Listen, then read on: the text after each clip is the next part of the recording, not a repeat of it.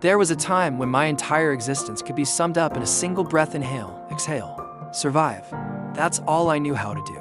I didn't dream of the future because the present was a battlefield, and I was too busy dodging shrapnel. The world told me I was broken before I even knew what whole felt like. They said I came from nothing, so I believed I was nothing.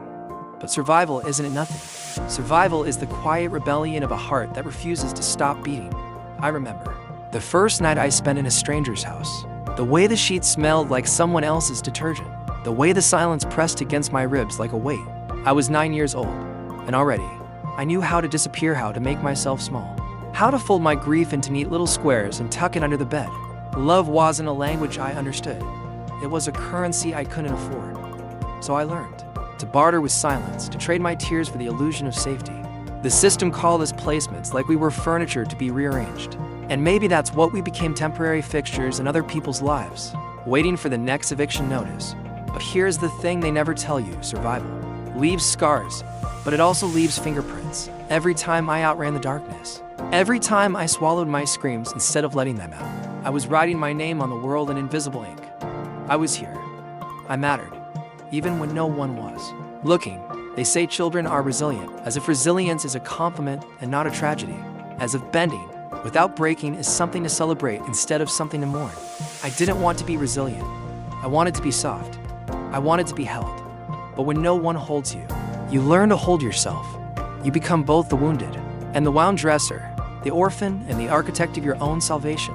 I used to think survival was the endgame, that if I just made it out alive, I'd win. But survival isn't the finish line. It's the starting block. It's the shaky foundation you build your life upon, brick by broken brick. And one day, you realize you're not just surviving anymore. You're living. You're taking up space. You're letting yourself want things: not just food, not just shelter, but love, belonging, a future. There were nights when the loneliness was so thick I could taste it metallic, like blood from biting my tongue to hard. I'd stare at the ceiling and wonder if anyone else in the world felt this hollow, this untethered. But then, like a whisper, a thought would creep in. You're still here. And that had to mean something.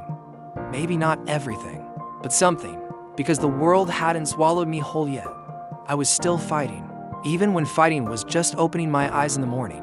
I wish I could go back and tell that younger version of myself, you don't have to earn your place in this world. You don't have to justify taking up space. But since I can't, I'll say it to you now. If you're listening to this, if your chest still rises and falls despite the weight on it, you are already enough. Your survival wasn't an accident. It was a defiance, a refusal to let the darkness win. And then there were the small moments, the ones that didn't feel like anything at the time, but now glow like embers in my memory. A teacher who let me stay late in the classroom just to sit in the quiet. A social worker who remembered my favorite snack. The way the sun hit the pavement after a rainstorm, turning the world into something shimmering and new.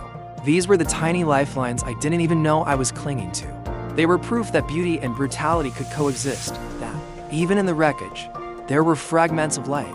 Now I understand that survival isn't linear. Some days I still wake up with that old familiar ache, the one that whispers you don't belong here. But now I know how to answer back. I plant my feet on the ground and remind myself, I have survived 1,000 bad days, and that makes me more rooted than any family tree could. My history isn't in the soil beneath me, it's in the way I've learned to grow toward the sun anyway. And if I could speak to the ghost of my past, to all the versions of me that got left behind in different bedrooms, different case files, different foster homes, I would tell them this: keep going. Not because it gets easier, but because you get stronger. Not because someone is coming to save you, but because you are learning how to save yourself. One day, you'll look in the mirror and recognize the person staring back. And in that moment, you'll understand you were never just surviving, you were becoming.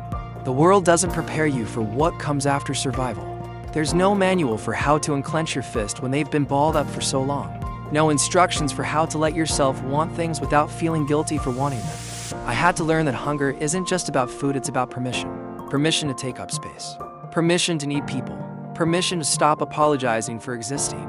Some days I still catch myself holding my breath, waiting for the other shoe to drop.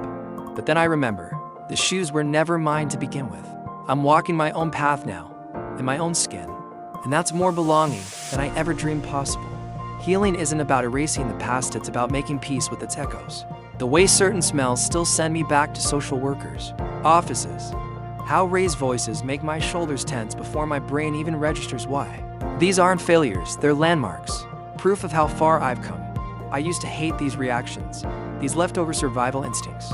Now I thank them. They're the parts of me that refused to let me die when the world was cold. They're not chains, they're the armor that protected me long enough to learn how to take it off.